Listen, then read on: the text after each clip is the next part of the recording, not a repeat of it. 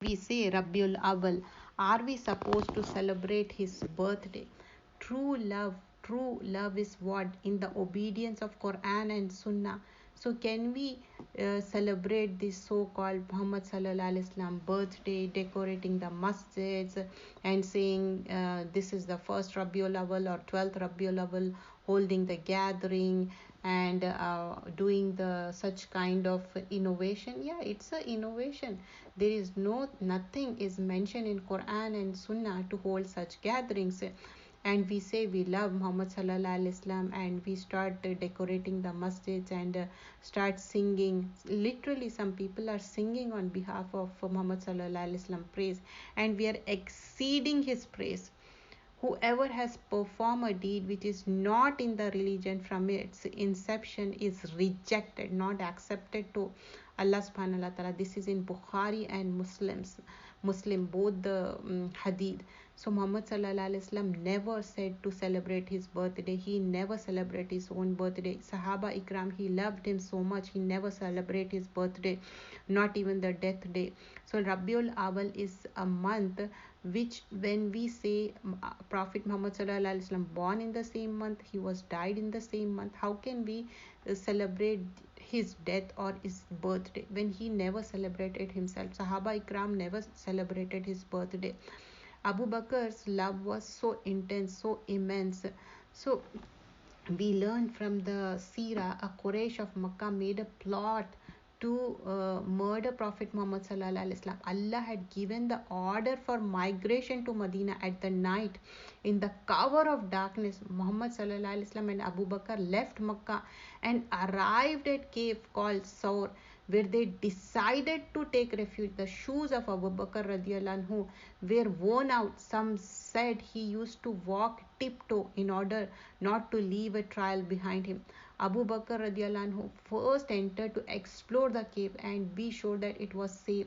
He wanted to make sure that nothing harms Muhammad sallallahu alaihi wasallam. He closed all the holes with the pieces torn off from his clothes. He was toning the clothes from his own clothes and closing the all the holes in it, cleaned it, and then asked Prophet sallallahu alaihi wasallam to step in.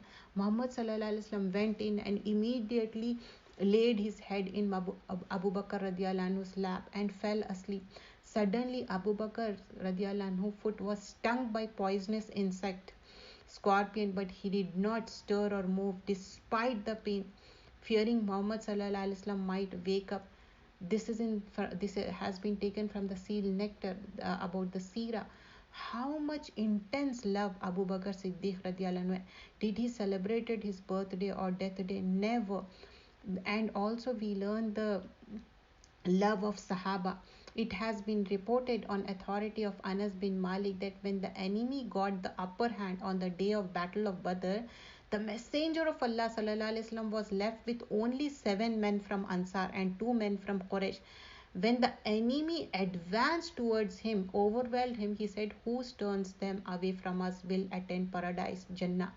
Will be any companion in Jannah." A man from Ansar came forward, fought the enemy until he was killed. The enemy advanced and overwhelmed him. Again he repeated the word, "Who turns them away from us will attain Jannah or will be companion in Jannah." A man from the Ansar came forward, fought until he was killed. This is second. This state continued until the 7 Ansar were killed, one after another. This is in Muslim. How much intense loves they have for Muhammad sallallahu alaihi wasallam. Are we sacrificing our life? Are we doing anything which is sacrificing in the way of Allah, what Muhammad sallallahu alaihi wasallam has taught us? Why this? There was, after the martyrdom of 7 Ansari in Uhud, 2 Quraysh were left guarding Prophet Muhammad sallallahu alaihi wasallam. Talha bin Ubaidullah and Saad bin Abi Waqqas. These 2 Sahaba bravely fought the Quraysh and used their own bodies as shield to protect Allah's Messenger sallallahu alaihi wasallam. Such was their love for him. Can we compare those love with our love? Then why we are celebrating this? Or why we are mourning? Mourning is only for 3 days. If we have to mourn only for the widow, it's for 4 months and 10 days. Apart from that, for any person, mourning is only for 3 days. Narrated Qais, I saw Talha's paralyzed hand, which he had protect Prophet sallallahu alaihi wasallam on the day of Uhud. Such a love. This is narrated in Bukhari. Prophet sallallahu alaihi wasallam was left with Talha bin Ubaidullah and Saad bin Waqas for only few seconds before others. Sahaba arrived to shield him. Abu Dujana radiallahu anhu made himself a shield for Allah's Messenger sallallahu alaihi wasallam. Arrows kept on striking his back, yet he continued to bend over Allah's Messenger sallallahu alaihi wasallam to protect him. And in the end, many arrows pierced his back. This is in Sirat Ibn Hisham.